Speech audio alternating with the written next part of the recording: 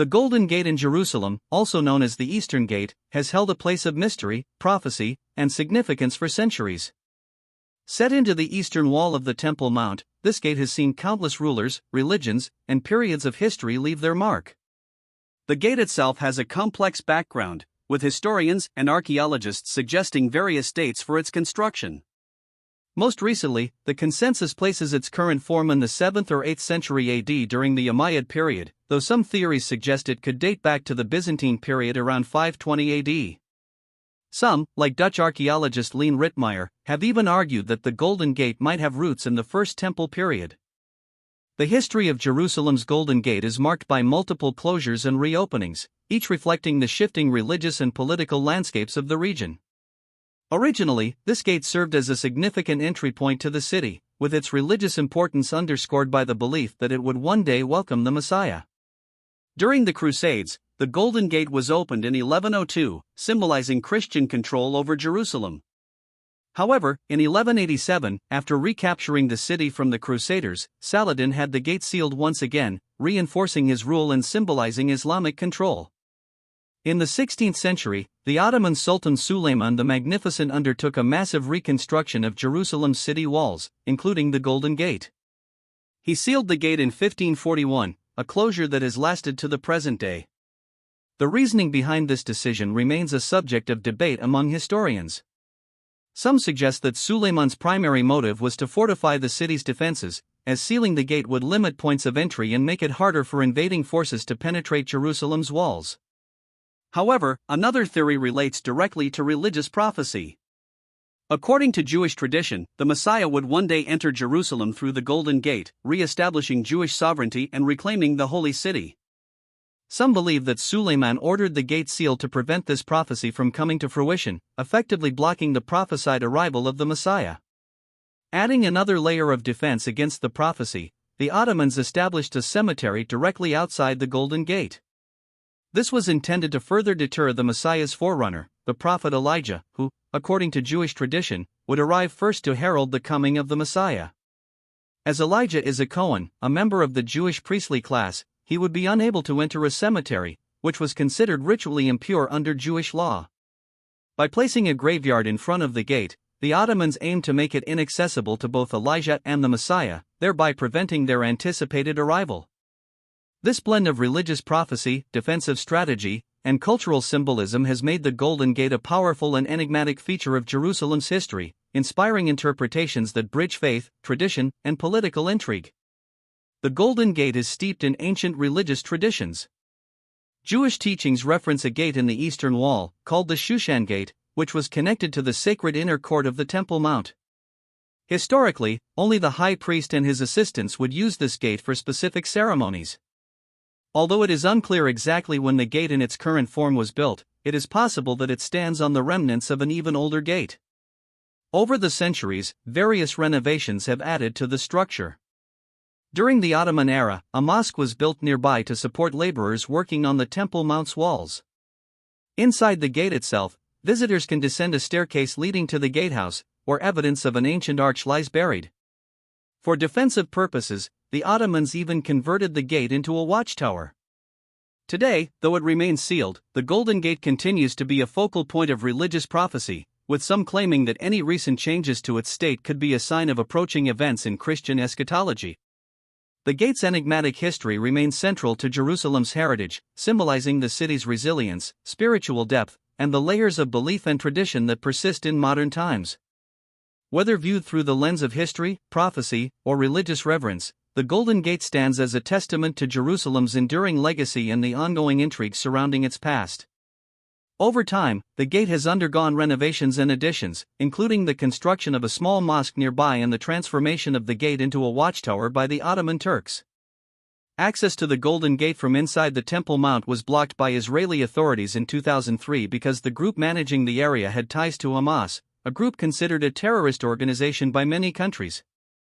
The gate remained closed to prevent illegal construction work by the Islamic Waqf, which Israeli officials believed was causing damage to ancient artifacts from Jewish history in the area.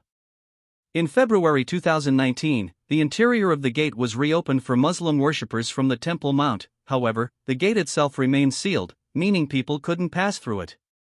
The Golden Gate has two passages or ways to enter. It's designed with two doorways followed by a double passage covered by three pairs of domes.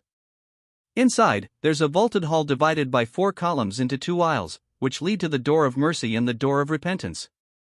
Upstairs, there's a room with two roof domes. The Golden Gate is a rectangular stone structure with two decorated sides. Unlike other gates in the Al-Aqsa enclave, the eastern side of the Golden Gate sticks out 2 meters from the enclave's wall. Originally, the eastern side of the Golden Gate had two big doorways separated by a column.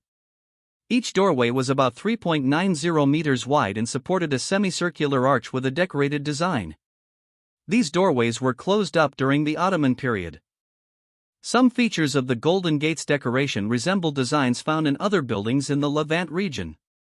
Inside the gate, there's a rectangular domed area measuring about 20.37 meters in length and 10.50 meters in width.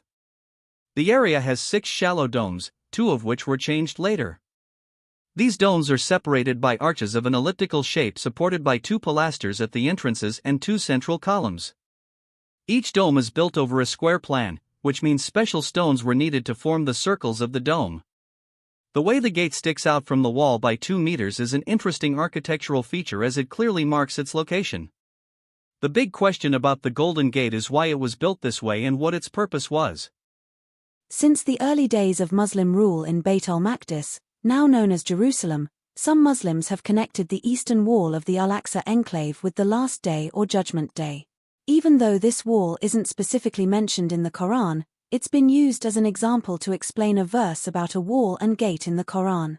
This connection has led Muslims to bury their dead near this wall, thinking it's a special place related to the end of times. The gate in this wall is called Bab al-Rahmah, which means Gate of Mercy. It's believed to have been built during the early Islamic period and is considered the most important gate of the enclave.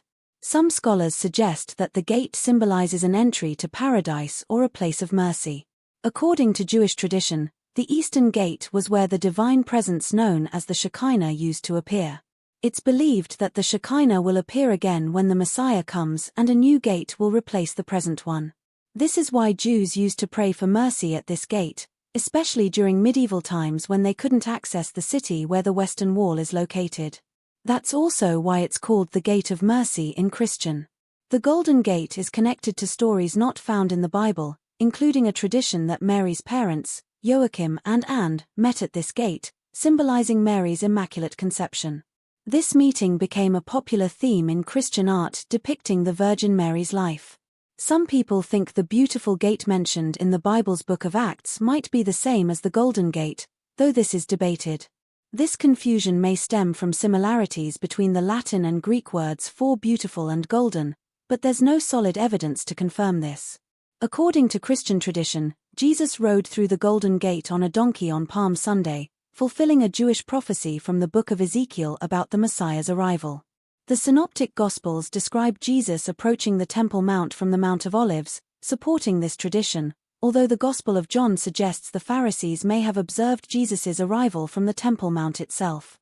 Some believe the Golden Gate fulfills Ezekiel's prophecy, which mentions a gate through which the glory of the Lord would enter the temple. However, biblical scholars using historical grammatical interpretation suggest Ezekiel's prophecy may symbolize the church rather than a literal temple gate. In medieval Christian art, the Golden Gate is depicted in scenes of Joachim and Anne meeting at the gate, symbolizing Christian values like chastity within marriage. The tradition of a bridegroom carrying his bride across the threshold may have roots in this symbolism. Pope John Paul II also reflected on the symbolism of crossing a threshold in his theology of the body, encouraging Catholics facing challenges from materialism and secularism. In Christian eschatology, the East represents Christ's resurrection on Easter and the direction of his second coming. Christian sanctuaries often face east, and city gates sometimes contain religious icons to bless travelers and protect the city. For example, the Gate of Dawn in Vilnius, Lithuania, contains an icon of Our Lady venerated by both Roman Catholic and Orthodox believers. The recent opening of the Golden Gate in Jerusalem has sparked considerable interest among various religious groups, rekindling ancient prophecies linking the Messiah's arrival to the gate's opening. For many Jews and Christians, this event is seen as a sign of the Messiah's imminent return, inspiring hope and excitement. However, skeptics question its significance, attributing it to natural causes or human intervention rather than divine action. Despite this skepticism, the Golden Gate continues to captivate as a symbol of spiritual significance and historical curiosity, becoming a focal point for interfaith dialogue and potentially attracting research interest to further explore its history and impact.